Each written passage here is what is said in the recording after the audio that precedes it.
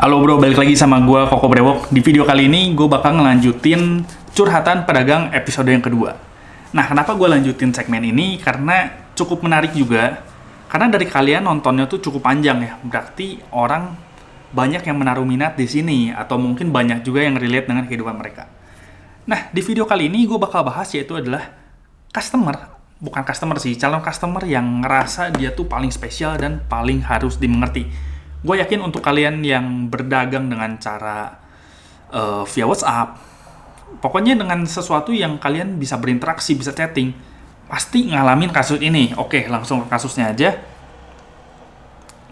Jadi ceritanya dia mau beli, dan waktu itu gue lagi ada promo, harganya 240.000. Udah promo, dia minta udah termasuk ongkir.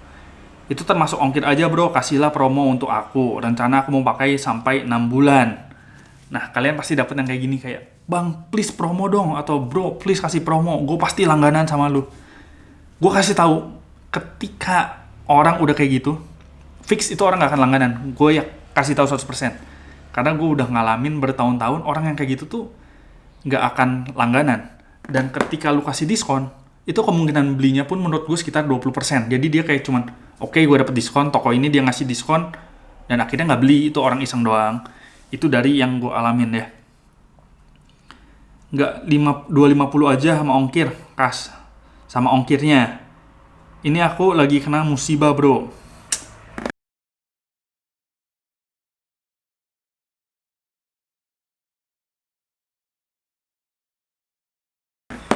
Jadi gini ya.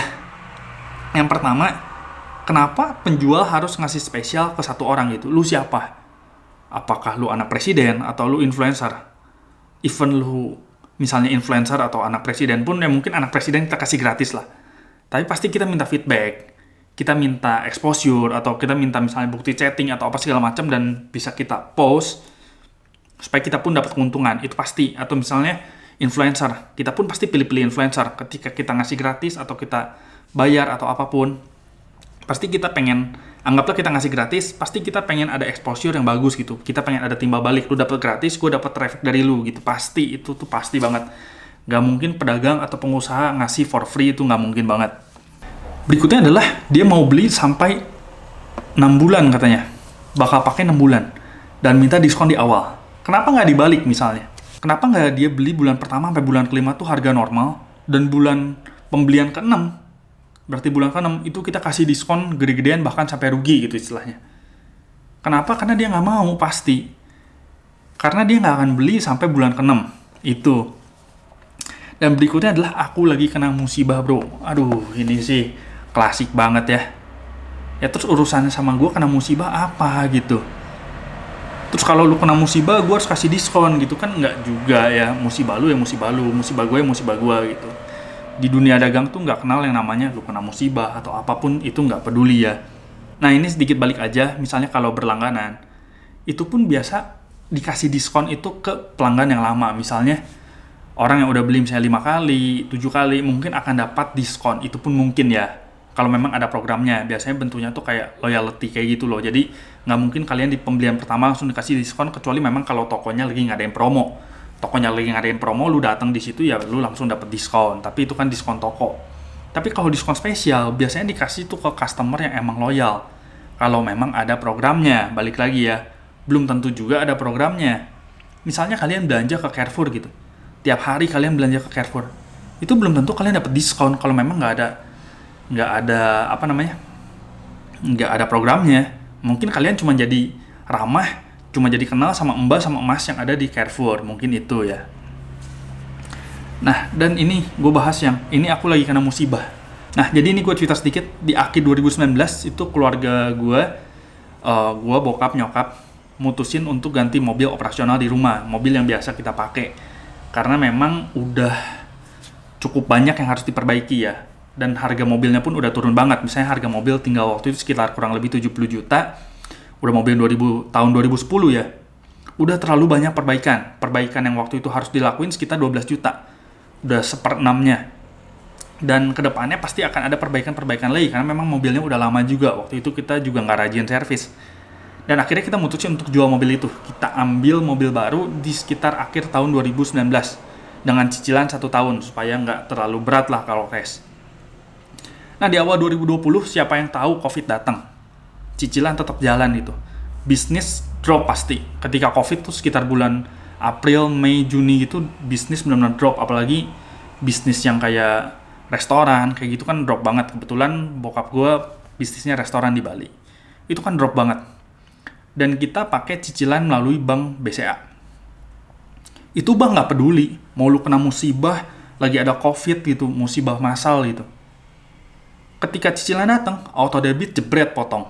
Kalau misalnya gue sampai nggak bayar, ya akan datang teguran pertama, teguran kedua. Ya ujung-ujungnya kalau nggak bayar terus, ya mungkin yang datang debt collector, preman, dan akhirnya pasti mobil itu bakal disita juga kalau memang kedepannya nggak bisa bayar terus.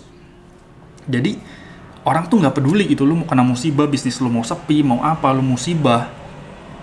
Kalau misalnya bisnis ya bisnis gitu, lu harus bayar sekian ya lu bayar sekian. Nggak mungkin gue misalnya ngemis-ngemis ke BCA, please pak, ini bisnis saya lagi sepi pak, saya tuh ada itikat baik, pasti saya bayar, ini saya lagi ada musibah, bisnis saya sepi banget, bapak kan tahu sekarang lagi COVID, itu lagi corona. Nggak peduli, ya lu udah ambil, ya lu harus bayar. Lu mau musibah kayak, mau ada keluarga lu yang meninggal, mau apa, ya terserah, pokoknya lu bayar ya bayar. Nggak bisa yang datang, gue datengin debt collector. Itu tuh di bisnis tuh memang kayak gitu, di dunia dagang tuh kayak gitu. Ini salah satu dilema dari bisnis yang kita bisa chatting, kita bisa ngobrol.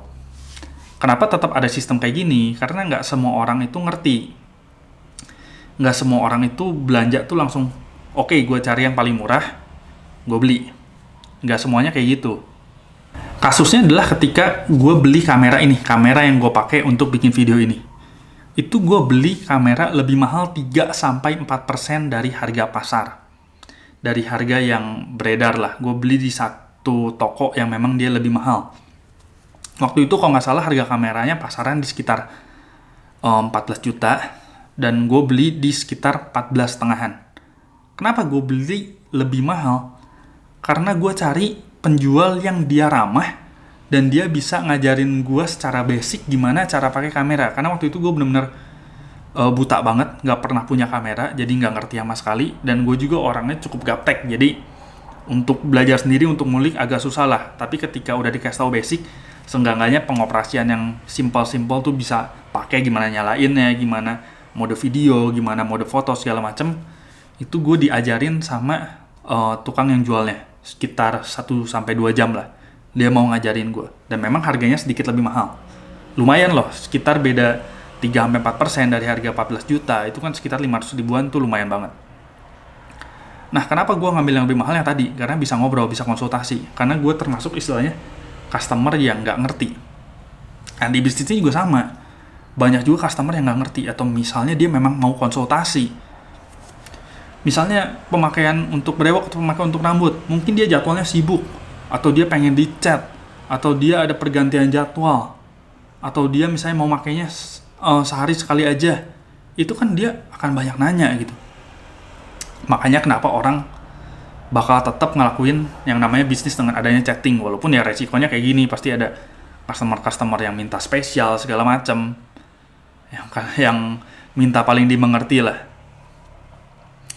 Karena kita ada di bisnis yang memang ada pertanyaannya gitu. Treatment misalnya, lu jual obat pelangsing, pasti itu bakal ada yang konsultasi gitu, nggak mungkin enggak. Obat penemu brewok itu pasti ada yang konsultasi. Kecuali misalnya lu jual yang benar-benar nggak bisa dikonsultasiin lah, kayak misalnya lu jual baju. Ya, jual baju kan nggak bisa dikonsultasiin, ya lu beli baju ya udah, baju kan pakainya kayak gitu, nyucinya kayak gitu. Itu kalau misalnya lu jualan baju dan orang konsultasi, itu emang orangnya nyari teman ngobrol aja gitu, bukan niatnya konsultasi.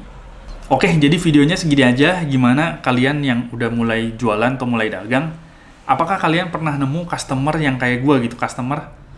Bukan customer sih, calon customer yang minta paling spesial, gila-gilaan diskonnya, dan ujung-ujungnya 90% menurut gue, 80-90% pasti nggak beli. Gimana pengalaman kalian? Apakah kalian punya pengalaman yang sama, dan apakah akhirnya beli atau enggak? Nah, coba tulis di kolom komen.